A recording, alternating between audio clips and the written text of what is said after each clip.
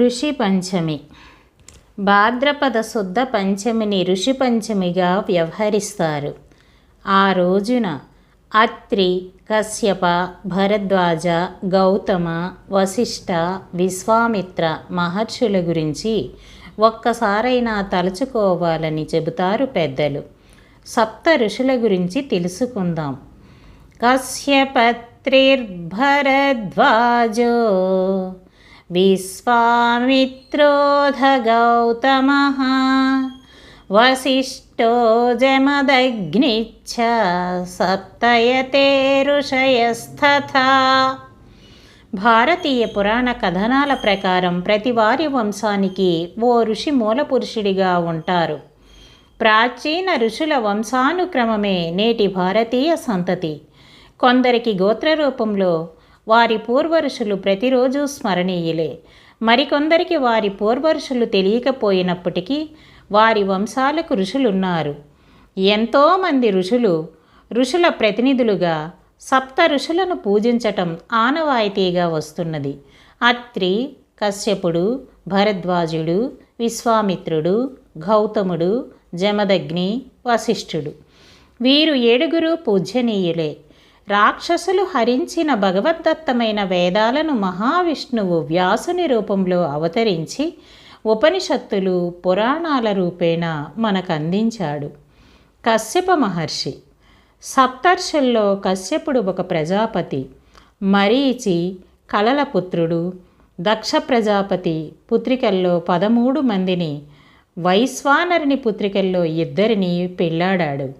వారి ద్వారా దైత్యులు, ఆదిత్యులు, దానవులు, సిద్ధులు, గంధర్వులు, అప్సరసలు, మానేయులు, యక్షులు, రాక్షసులు, వృక్షలతాత్పణ జాతులు, సింహ మృగ సర్పాలను, పక్షులను, గోగణాలను, అనూరుడు, గరుడు, నాగులు, కాలకేయులను, పౌలోములను, పర్వతుడు అనే దేవర్షిని, విభండకుడు అనే బ్రహ్మర్షిని పుత్రులుగా పొందాడు.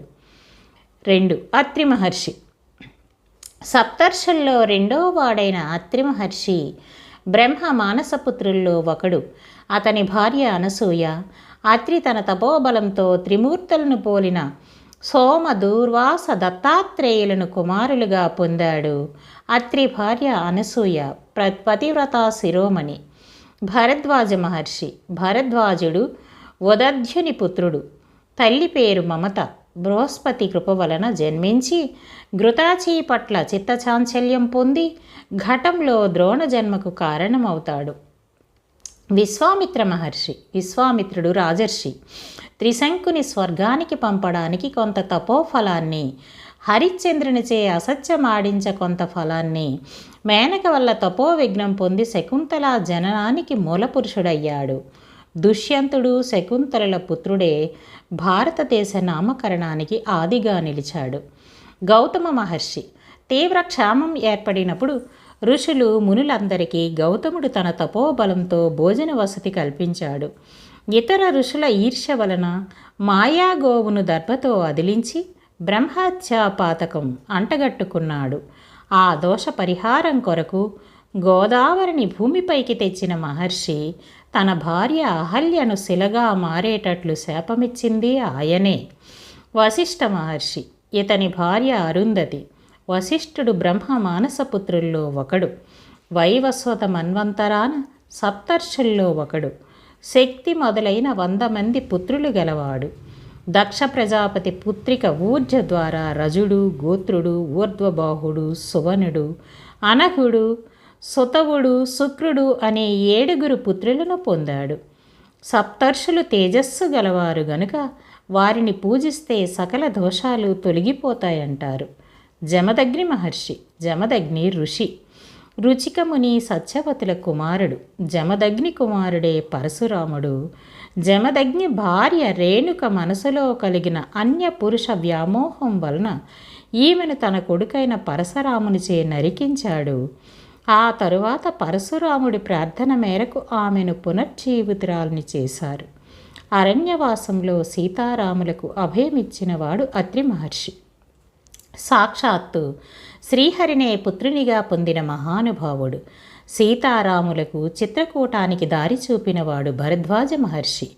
తన భార్య అహల్య ద్వారా రామునికి తన తపఃఫలాన్ని అందింపజేసిన మహర్షి గౌతముడు.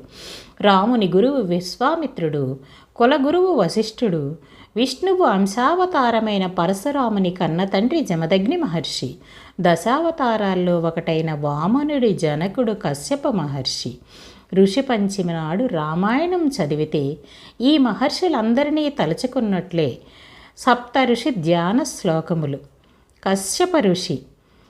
కశ్యప సర్వలోకాఢ్యం సర్వశాస్త్రార్థకోవిదః ఆత్మయోగబలేనైవ సృష్టిస్థిత్యంతకారకః. ఓం అదితిసహిత కశ్యపాయ నమః. అత్రి ఋషి. అగ్నిహోత్రరతం శాంతం సదావ్రతపరాయణం సత్కర్మనిరతం శాంతమర్చయేదత్రిమవ్యయం. ఓం అనసూయ సహిత అత్రయే నమః.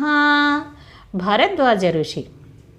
జటిలం తపసా సిద్ధం యజ్ఞసూత్రాక్షధారిణిం కమండలుధరం నిత్యం భరద్వాజం సతోస్మ్యహం. ఓం సుశీలా సహిత భరద్వాజాయ నమః. విశ్వామిత్ర ఋషి. కృష్ణాజినధరం దేవం సదండ పరిధానకం దర్భపాణిం జటాజూటం విశ్వామిత్రం సనాతనం. ఓం కుముద్వతి సహిత విశ్వామిత్రాయ నమః. గౌతమ ఋషి. యోగాఢ్య సర్వభూతానాం అన్నదాన రతః సదా అహల్యాయ పతి శ్రీమాన్ గౌతమ సర్వ పావనః. ఓం అహల్యా సహిత గౌతమాయ నమః. జమదగ్ని ఋషి. అక్షసూత్రధరం దేవం ఋషీనామధిపం ప్రభుం దర్భపాణిం జటాజూటం మహాతేజస్వినం భజే. ఓం రేణుకా సహిత జమదగ్నయే నమః. వశిష్ఠ ఋషి. శివధ్యానరతం శాంతం త్రిధైసరభిపూజితం బ్రహ్మసూనుం మహాత్మానం వశిష్ఠం పూజయేత్ సదా. ఓం అరుంధతి సహిత వశిష్ఠాయ నమః. సప్త ఋషిభ్యో నమః.